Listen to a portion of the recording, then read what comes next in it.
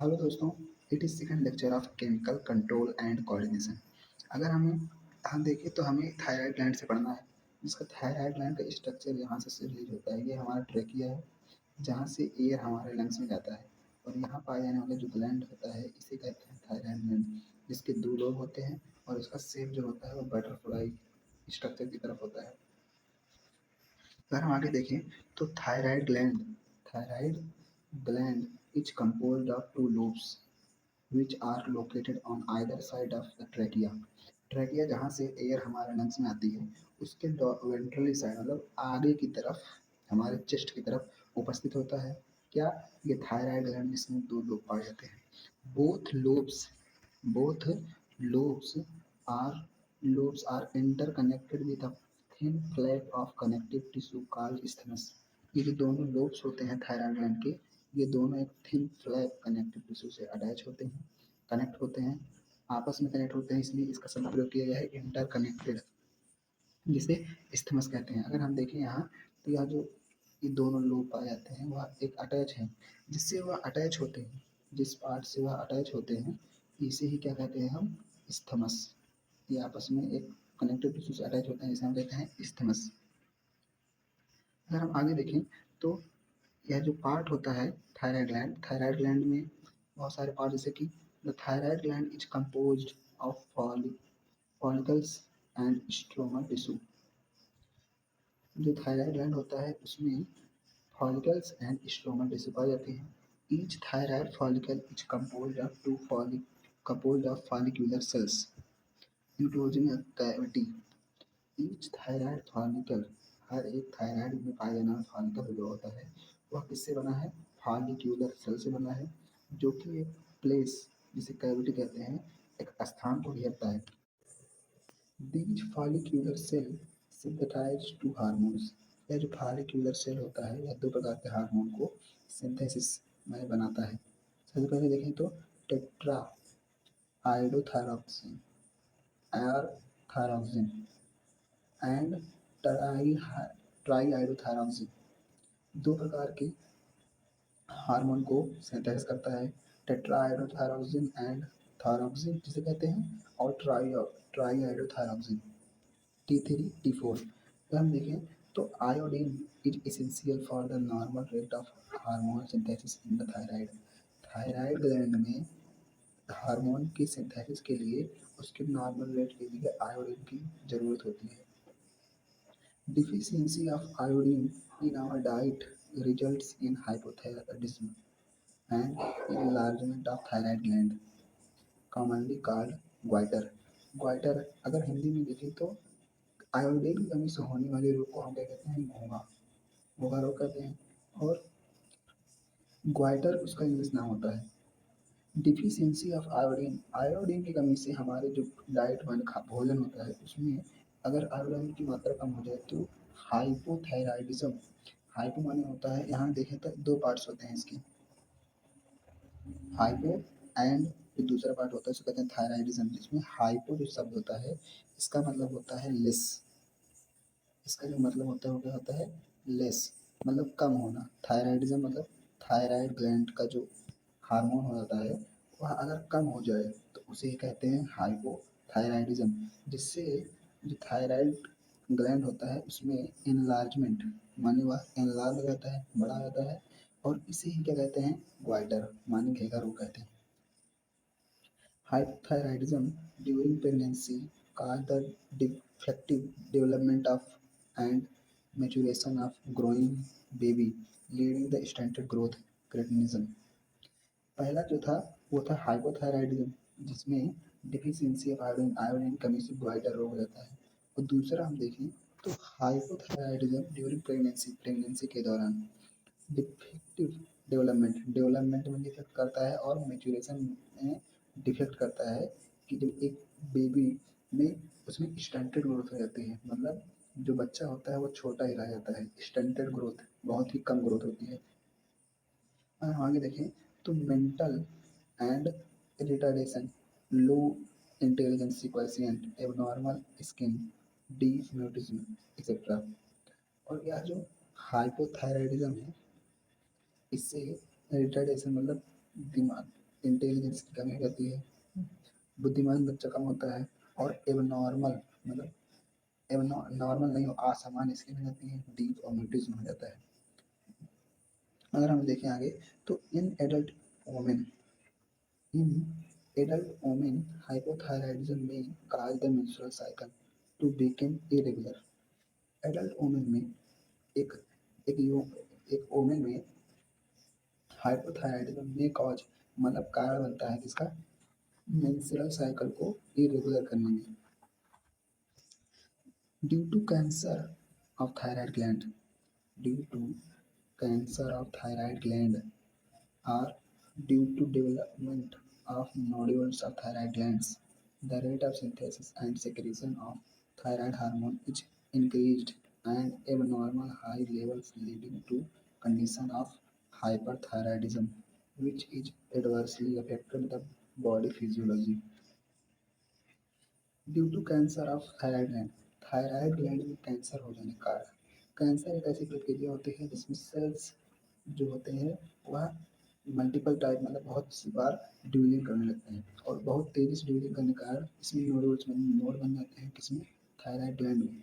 और rate of synthesis जो उसमें हार्मोन बनते हैं थायराइड में, और हाइपोथायराइडिज्म मतलब हाइपर थायराइडिज्म मतलब हाइपर माने ज़्यादा, ज़्यादा हो जाता है, जिससे हमारे बॉडी की जो फिजियोलॉजी है, हमारे बॉडी की फिजियोलॉजी होती है जैसे कि रेस्पायरेशन और अदर जो फिजियोलॉजी है, डाइजेशन, ये सभी क्या होता है, डिफेक्ट अफेक्ट होता है, इस पर प्रभाव पड़ता है। कैंसर में कैंसर की उपस्थिति में जब थायराइड ग्लैंड में कैंसर हो जाता है तो उससे secretion of hormone thyroid hormone ज़्यादा हो जाता है, जिससे हमारे बॉडी फिजियोलॉजी जैसे कि रेस्पायरेशन, डाइजेशन, इन सभी पर अफेक्ट पड़ता है। Exophthalmic goitre exophthalmic goitre is a form of a hyperthyroidism. जो एक्सोथर्मिक गोइटर है, इज अ फॉर्म एक रूप है किसका, हाइपरथायराइडिज्म। हाइपरथायराइडिज्म में दो शब्द हैं, अगर हम देखें तो हाइपरथायराइडिज्म दो चीज़ से मिलकर बना है, हाइपर एंड थायराइडिज्म। हाइपर का मतलब होता है बहुत ज़्यादा, अधिक, इंक्रीज हो जाना, और थायराइडिज्म जिसका शब्द लिया गया है थायराइड से। तो एक्सोथर्मिक गोइटर एक ऐसा डिसीज होता है जिसमें थायराइड हार्मोन ज़्यादा रहता है, ज़्यादा सीक्रेट होने लगता है। कैरेक्टराइज्ड बाई या जो हाइपोथैलेमिक डिसीज है, इसके लक्षण क्या है, characterised by enlargement of thyroid gland, protrusion of eyeballs, increase the basal metabolic rate, and weight loss, also called Graves' disease। Exophthalmic goitre को ग्रेव्स डिसीज भी कहते हैं, और इसके बहुत सारे लक्षण पाए जाते हैं, जैसे कि एनलार्जमेंट ऑफ थायराइड ग्लैंड में एनलार्जमेंट हो जाना, अधिक हो जाना, अथवा प्रोट्रूशन ऑफ आई बाल्स, आँखों के जो आई बाल्स होते हैं वो बाहर आने लगते हैं, क्योंकि उसमें ब्लड जो फ्लूइड होता है वो एकमुलेट हो जाता है, फ्लूइड के एकमुलेशन माने जमा होने का आई बाल्स बाहर आने लगते हैं। इंक्रीज द मेटाबॉलिक रेट, और बेसल मेटाबॉलिक रेट बढ़ जाता है, वेट लॉस हो जाती है, आल्सो कॉल्ड ग्रेव्स डिसीज, और इसे क्या कहते हैं, ग्रेव्स डिसीज भी कहते हैं।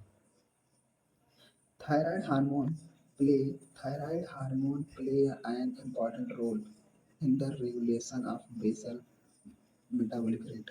थायराइड ग्लैंड होता है वह महत्वपूर्ण रोल अदा करता है इसमें, रेगुलेट करने में, बीएमआर मतलब बेसल मेटाबॉलिक रेट को रेगुलेट करने में थायराइड ग्लैंड महत्वपूर्ण योगदान प्रदान करता है। These hormones also support the process of red blood formation। और यह जो थायराइड ग्लैंड होता है, थायराइड ग्लैंड में पाए जाने जो हार्मोन्स होते हैं, ये आरबीसी मतलब रेड ब्लड सेल को फॉर्मेशन में मदद करते हैं। Thyroid hormones control the metabolism of carbohydrates, proteins and fats. Thyroid hormone होते हैं वह मेटाबॉलिज्म ऑफ कार्बोहाइड्रेट के मेटाबॉलिज्म को, प्रोटीन्स के मेटाबॉलिज्म और फैट के मेटाबॉलिज्म को कंट्रोल करते हैं। Maintenance of water water maintenance करते हैं, and electrolyte balance is also influenced by the thyroid hormones. Thyroid gland also secrete a protein hormone called thyroxine thyrocalcitonin, which regulate the blood calcium level। Thyroid gland also secrete a protein hormone, protein hormone release करता है जिसे कहते हैं thyrocalcitonin. Thyrocalcitonin में देखें तो यहाँ भी दो पार्ट से मिलकर बना है, थायरो और दूसरा जो पार्ट होता है उसे कहते हैं कैल्सिटोनिन, मतलब थायराइड एंड कैल्शियम से रिलेटेड हैं ये पार्ट्स। तो यह जो है ब्लड में कैल्शियम लेवल को रेगुलेट करता है, इसीलिए इसे थायरोकैल्सिटोनिन, थायरोस मतलब थायराइड, कैल्सिटोनिन शब्द कैल्शियम से लिया गया है। अगर हम आगे देखें तो parathyroid gland, parathyroid gland, thyroid gland के डोर्सल साइड मतलब पीछे की तरफ, अगर थायराइड ग्लैंड जो था वो हमारे आगे की तरफ पाया जाता है चेस्ट की तरफ, और जो पैराथायराइड ग्लैंड होता है वह उसी पर पाया जाता है लेकिन पीछे की तरफ।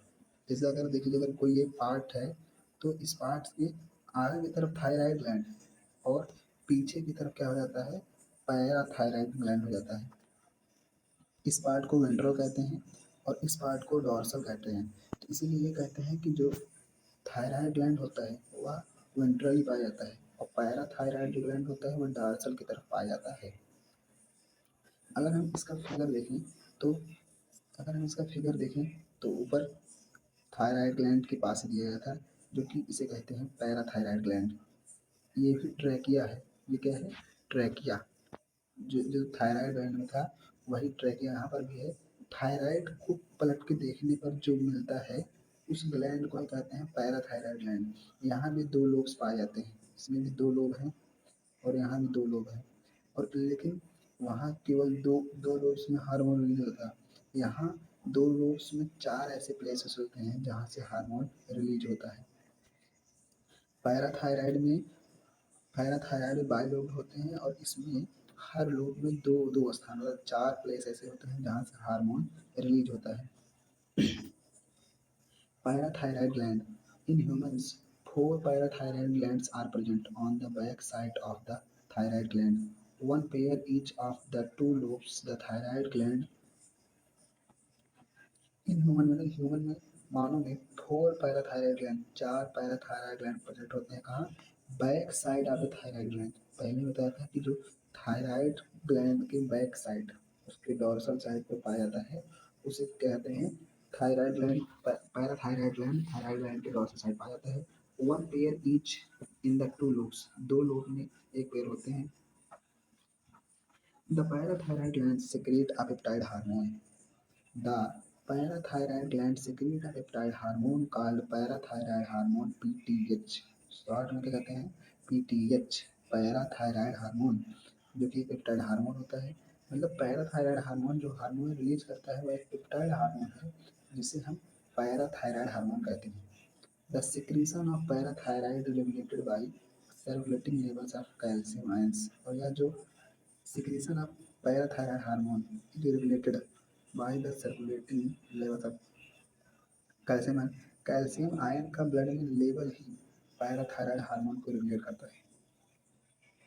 And parathyroid hormone PTH increases the calcium level in blood.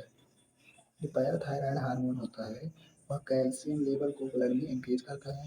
PTH para PTH, parathyroid hormone, acts on the bones and stimulates the process of bone reabsorption, dissolution and demineralization। यह देखें तो पैराथायराइड हार्मोन जो है वह calcium level को increase करता है। यह जो पैराथायराइड हार्मोन होता है यह कैल्शियम लेवल को इंक्रीज करता है। कैसे? पहला जो तरीका है कि बोन रिabsorption, बोन रिजॉर्प्शन या डिसोल्यूशन अथवा डीमिनरलाइजेशन, मतलब जो ये बोन का पार्ट होता है इस बोन के पार्ट से डीमिनरलाइजेशन मतलब कैल्शियम को रिलीज करा के ब्लड में जो है कैल्शियम लेवल को बढ़ाता है। And parathyroid hormone also stimulate the resorption of calcium by the renal tubules, renal tubule से रिलीज करता है। And increase the calcium absorption from the digestive food, जो डाइजेशन में फूड पचने के लिए जाता है डाइजेस्ट होने के लिए वहाँ से कैल्शियम को निकाल करके हमारे ब्लड में कैल्शियम लेवल को पैराथायराइड हार्मोन बढ़ाता है। इन दस इट इज या दस इसलिए क्लियर दैट, यह क्लियर है कि parathyroid hormone is a hyper calcaemic hormone, एक हाइपर कैल्सिमिक हार्मोन होता है। जो पैराथायराइड हार्मोन होता है वह हाइपर कैल्सिमिक हार्मोन होता है। तो यहाँ हम देखें तो यह दो पार्ट से मिलकर बना है। हाइपर माने ज़्यादा और कैल्शियम माने कैल्शियम, मतलब कैल्शियम को ज़्यादा करने के लिए जो हार्मोन रिस्पॉन्सिबल है वह पैराथायराइड हार्मोन ही है। And that is it increases the blood calcium level, और यह जो है ब्लड में कैल्शियम लेवल बढ़ाता है। along with TCT along with TCT thyrocalcitonin, it plays a significant role in calcium balance in body। यह जो TCT पार्ट है, अगर हम देखें तो यह जो TCT है इसे हम कहते हैं थायरोकैल्सिटोनिन। थायरोकैल्सिटोनिन यह थायराइड ग्लैंड से निकलने वाला हार्मोन है। और यह जो है PTH, अब PTH कहते हैं हम पैराथायराइड हार्मोन। ये दोनों मिल करके ये दोनों मिल करके ब्लड में कैल्शियम रेगुलेट करते हैं। पैराथायराइड हार्मोन जो है वह बढ़ाता है, कैल्शियम लेवल को बढ़ाता है, और यह भी उसके लेवल को स्टेबल बनाए रखता है। इसमें दोनों एक दूसरे के एंटागोनिस्टिक, मतलब एक दूसरे के अगेंस्ट काम करते हैं। एक बढ़ाता है तो एक कम करता है। अगर हम आगे देखें तो thymus gland, thymus gland thyroid gland और पैराथायराइड ग्लैंड के और नीचे के पार्ट में पाया जाता है, मतलब स्टर्नम के आसपास कहीं। अगर हम देखें तो thymus gland is a lobular structure located between the lungs behind the sternum on the ventral side of aorta. जो थाइमस ग्लैंड होता है, अगर हम देखें तो यह लंग्स के पीछे स्टर्नम पर on the ventral side of aorta, aorta के आगे की तरफ उपस्थित होते हैं। The thymus gland The thymus plays a major role in the development of immune system। ये थाइमस ग्लैंड होता है, यह इम्यून सिस्टम को डेवलपमेंट करने में मेजर महत्वपूर्ण योगदान प्रदान करता है। क्यों? उसका आंसर आगे है कि this gland secretes a peptide hormones called thymosin। जो थाइमस ग्लैंड है और थाइमोसिन हार्मोन रिलीज करता है।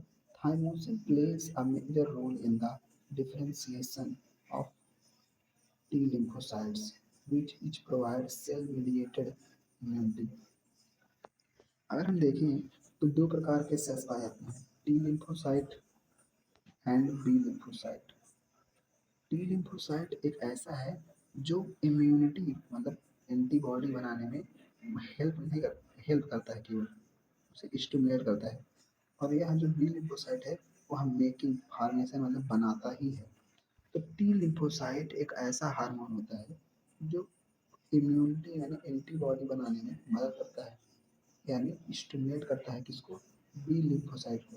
तो यहाँ पर यही कहा गया है जो यह थाइमस ग्लैंड होता है वो मेजर रोल, मतलब महत्वपूर्ण रोल अदा करता है किसमें, development of immunity system, immunity system को बनाने में एक मेजर रोल, महत्वपूर्ण रोल अदा करता है। क्यों? क्योंकि यह जो है thymus thymosin hormone thymus gland में टी लिम्फोसाइट मेच्योर होता है। थाइमस ग्लैंड में टी लिम्फोसाइट मेच्योर होता है, और यह जो टी लिम्फोसाइट होता है यही बोन, मतलब यही जो है एंटीबॉडी बनाने में मदद करता है। अगर हम आगे देखें तो टी लिम्फोसाइट के डिफरेंशिएशन में थाइमोसिन जो ग्लैंड है मदद करता है, हार्मोन मदद करता है, which provide cell mediated immunity, जो सेल मीडिएटेड इम्यूनिटी बनाता है, यह उसमें मदद करता है। In addition thymosin also promotes production of antibodies provide humoral immunity, और यह एंटीबॉडीज बनाने में मदद करते हैं, जैसे ह्यूमरल इम्यूनिटी कहते हैं।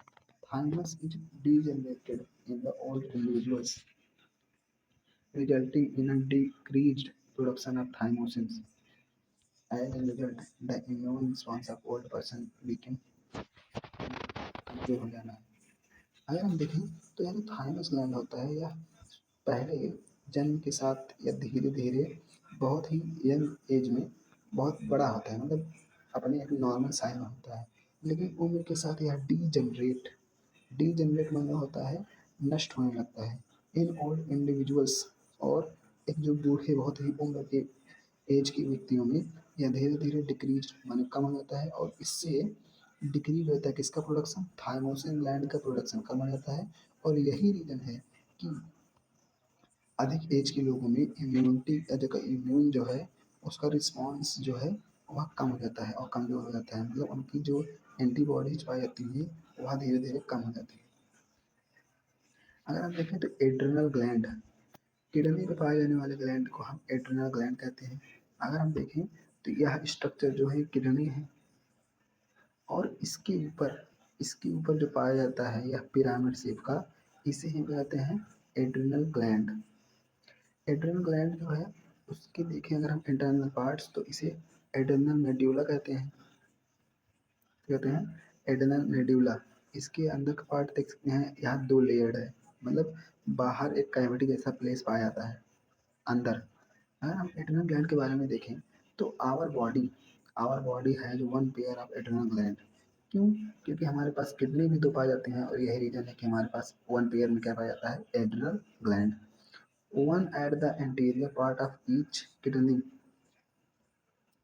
एंटीरियर पार्ट मतलब अगर हम किडनी को देखें तो इस पार्ट को एंटीरियर पार्ट कहते हैं, इस पार्ट को पोस्टीरियर में पीछे का पार्ट, इसका मिडिल, और यह जो पार्ट पाया जाता है इसे ऊपर के पार्ट को एंटीरियर पार्ट कहते हैं। और यही रीजन है कि जो यह एड्रिनल ग्लैंड है वह किडनी के एंटीरियर पार्ट पे पाया जाता है। The gland is composed of two types of tissue. जो भी ग्लैंड होता है यह दो प्रकार के टिश्यूज से कंपोज माने बना होता है। The centrally the centrally located tissue is called the adrenal medulla. जो सेंटर में लोकेटेड होती है उसे एड्रिनल मेड्यूला कहते हैं। And outside these lines are adrenal cortex. और जो बाहर की तरफ पेराइटल एक बाहर की वॉल बनाती है उसे एड्रिनल कॉर्टेक्स कहते हैं।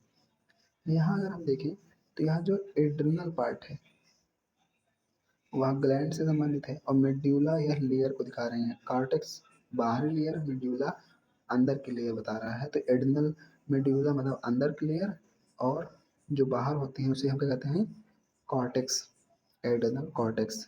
The under production The underproduction of hormones by the adrenal cortex alters carbohydrate the metabolism, cause, causing acute weakness and fatigue, leading the disease called Addison disease। मतलब अगर अंडर प्रोडक्शन अगर production जो है कम हो जाए कौन से हार्मोन का, एड्रेनल से निकलने वाले हार्मोन का प्रोडक्शन मतलब बनना कम हो जाए, तो जिससे कार्बोहाइड्रेट के मेटाबॉलिज्म में की काजिंग के कारण एक्यूट वीकनेस मतलब कमजोरी आती है, फैटी जो मन थक जाने को यह बढ़ावा देता है। और इस जो डिसीज है इसे कहते हैं एडिनसन डिसीज। एड्रिनल ग्लैंड से कारण होता है इसीलिए हम इसे एडिनसन डिसीज कहते हैं। The adrenal medulla secretes two hormones called adrenaline or epinephrine and non-adrenaline norepinephrine। Adrenaline को ही हम एपिनेफ्रिन कहते हैं, और नॉन एड्रेनलिन को ही कहते हैं नॉन एपिनेफ्रिन कहते हैं। These these are the commonly called as a catecholamines. यह कैटाकोलामाइंस एक स्ट्रक्चर पाया जाता है कोलेमाइंस का। कैटाकोल एक स्ट्रक्चर पाया जाता है जिससे यह है दीज आर कॉमनली कॉल्ड, और इसे भी पाया जाता है इसीलिए हम इसे कैटाकोलामाइंस में कहते हैं। अगर हम आगे देखें तो adrenaline and noradrenaline are rapidly secreted in the response of stress of any kind and during the emergency situations are called emergency hormones, hormones of flight। Adrenaline, adrenaline and noradrenaline are the rapidly secreted।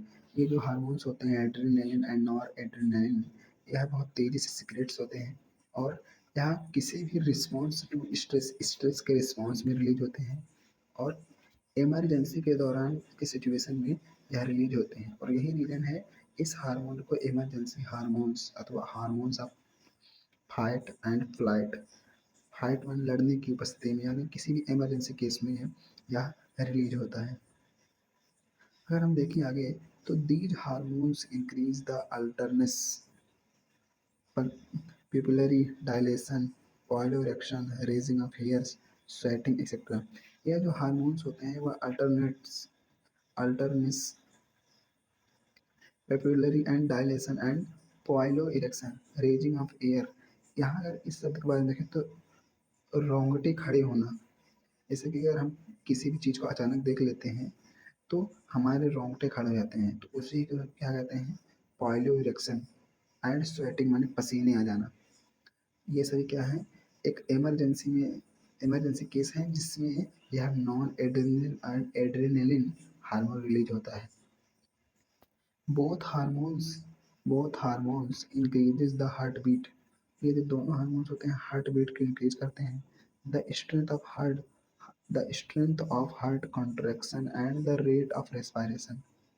और heart के contraction को increase करते हैं और rate of respiration मतलब respiration की rate में, मतलब हर प्रति समय के रेस्पिरेशन में बढ़ावा करते हैं। Catecholamines also stimulate the breakdown of glycogen, resulting in an increase the concentration of glucose in blood। अगर हम आगे देखें तो यह जो कैटाकोलामाइंस है, catecholamines also stimulate catecholamines also stimulate the breakdown of glycogen. यह जो कैटाकोलामाइंस होता है यह ग्लाइकोजन के ब्रेकडाउन को स्टिमुलेट माने बढ़ावा देता है, जिससे increase the concentration of glucose in blood, और ब्लड में इससे ग्लूकोज का कंसंट्रेशन बढ़ता है। In addition they also stimulate they also stimulate the breakdown of lipids and proteins. और यह जो है किसके, लिपिड और प्रोटीन्स के ब्रेकडाउन में भी स्टिमुलेशन मतलब बढ़ावा देते हैं। The adrenal cortex the adrenal cortex can be divided into 3 layers. जो एड्रिनल कॉर्टेक्स जो बाहरी पार्ट होता है एड्रिनल ग्लैंड का, उसे एड्रिनल कॉर्टेक्स कहते हैं। उन्हें 3 भागों में डिवाइड किया जा सकता है। अगर पहला देखें तो कार्ड जोना रेटिकुलेटा, सबसे अंदर के पार्ट को जोना रेटिकुलेटस कहते हैं, and zona fasciculata middle layer and zona glomerulosa outer layer. 3 layers में एड्रिनल कॉर्टेक्स को बांटा गया है, zona reticularis, zona fasciculata, zona glomerulosa। The adrenal cortex the adrenal cortex secretes many hormones commonly called as corticoids। जो adrenal cortex होते हैं और बहुत से प्रकार के हार्मोन, कई प्रकार के हार्मोन रिलीज करते हैं, लेकिन जो कॉमनली कॉल्ड मतलब कहलाते हैं वो कहलाते हैं कॉर्टिकॉइड्स हार्मोन्स कहलाते हैं। The corticoids which are involved in the carbohydrate metabolism are called glucocorticoids। मतलब इन कॉर्टिकॉइड्स में भी मतलब बहुत सारे कॉर्टिकॉइड होते हैं, तो उनमें वह कॉर्टिकॉइड जो कार्बोहाइड्रेट के मेटाबॉलिज्म में इन्वॉल्व है उसे ग्लूकोकॉर्टिकॉइड कहते हैं। इन आवर बॉडी, हमारी बॉडी में cortisol is the main glucocorticoid. हमारी बॉडी में जो कार्टिसोल होता है वह मेन ग्लूकोकॉर्टिकॉइड होता है। Corticoids which regulate the balance of water and electrolytes in our body are called mineral corticoids। और वह कॉर्टिकॉइड जो कि बैलेंस ऑफ वाटर के बैलेंस को और इलेक्ट्रोलाइट के बैलेंस को हमारी बॉडी में रेगुलेट करता है, उस कॉर्टिकॉइड को मिनरल कॉर्टिकॉइड कहते हैं। उस कॉर्टिकॉइड को मिनरल कॉर्टिकॉइड कहते हैं। Aldosterone is the main mineral corticoid in our body. और यह जो उसका उदाहरण है मिनरल कॉर्टिकॉइड क्या है कि जो यह है एल्डोस्टेरोन। एल्डोस्टेरोन एक मेनली कॉर्टिकॉइड मिनरल कॉर्टिकॉइड है हमारी बॉडी में। अगर हम आगे देखें तो glucocorticoids glucocorticoids stimulate the glucogenesis. यह जो ग्लूकोकॉर्टिकॉइड होता है वह स्टिमुलेट माने उसे बढ़ाता है किसमें, ग्लूकोजेनेसिस ग्लूकोज के ब्रेकडाउन में, और लाइपोजेनेसिस लिपिड के ब्रेकडाउन में, और प्रोटियोलाइसिस प्रोटीन को तोड़ने में, लिपिड को तोड़ने और ग्लूकोज को तोड़ने के लिए ग्लूकोकॉर्टिकॉइड्स स्टिमुलेट करता है, यानी बढ़ाता है। In and inhibit the cellular uptake and utilisation of amino acid. और यह जो ग्लूकोकॉर्टिकॉइड होता है, यह इनहिबिट माने मदद करता है सेलुलर अपटेक, मतलब सेल को एब्जॉर्ब करने में, and utilisation of amino acids, amino acid को प्रयोग में लेने से मना करता है सेल्स को। The cortisol is also involved in the maintaining of the cardiovascular system as well as the kidney functions. The cortisols is also involved in the maintaining the cardiovascular system. जो कार्टिसोल्स होते हैं वह कार्डियोवैस्कुलर सिस्टम को maintain करते हैं, जैसे कि kidney functions को। द ग्लूकोकॉर्टिकॉइड्स पार्टिकुलरली कार्टिसोल्स, जो ग्लूकोकॉर्टिकॉइड्स होते हैं मुख्य रूप से cortisols produce anti inflammatory reactions and suppress the immune response. यह जो ग्लूकोकॉर्टिकॉइड्स होते हैं मेनली कौन से, कार्टिसोल, यह anti inflammatory reactions and suppress करते हैं किसको, इम्यून रिस्पॉन्स को। अगर हम और देखें तो आगे देखें तो यह जो पार्ट्स पाया जाता है, इस पार्ट्स में cortisol stimulate the RBC production. यह जो कार्टिसोल होता है यह आरबीसी प्रोडक्शन में ही मदद करता है। Aldosterone acts mainly at the renal tubules. Aldosterone acts mainly at the renal tubules। जो एल्डोस्टेरोन होता है वह रेनल ट्यूब्यूल पे भी काम करता है, and stimulate absorption of sodium and water and excretion of potassium and phosphate ions। और यह जो एल्डोस्टेरोन होता है वह रीनल ट्यूब्यूल पे जब काम करता है तो सोडियम और वाटर के एब्जॉर्प्शन को बढ़ा देता है, कि सोडियम और वाटर और एब्जॉर्ब किए जाएं, और पोटेशियम और फॉस्फेट का और एक्सक्रीशन माने बाहर किया जाना चाहिए। इसलिए एल्डोस्टेरोन स्टिमुलेट करते हैं किसको, रीनल ट्यूब्यूल पर काम करते हैं।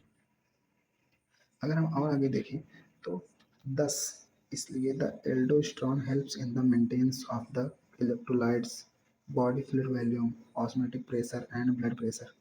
और यही रीज़न है कि जो एल्डोस्टेरोन होता है वह electrolytes, body fluid volume, osmotic pressure and blood pressure पर को मेंटेन करते हैं।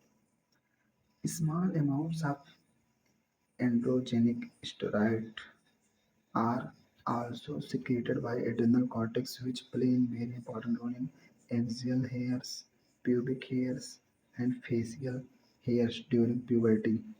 puberty के दौरान, मतलब अगर हम आगे देखें तो एंड्रोजेनिक मतलब एंड्रोजस यानी टेस्टिस से, अगर मेल में देखें तो टेस्टिस, फीमेल में देखें तो ओवरी एक ऐसा प्लेस होता है जहाँ पहले क्या बनता है, गैमेट बनता है।